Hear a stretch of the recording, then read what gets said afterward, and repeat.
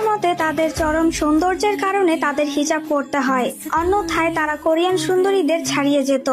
মুসলিম আর্মিদের উদ্দেশ্যে সুগার বলা এই একটি কথাই আমাকে তার প্রতি আকৃষ্ট হতে বাধ্য করেছিল।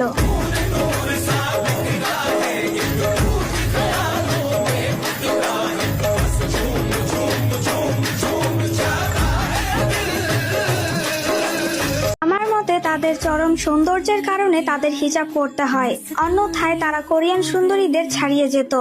মুসলিম আর্মিদের উদ্দেশ্যে সুগার বলা এই একটি কথাই আমাকে তার প্রতি আকৃষ্ট হতে বাধ্য করেছিল।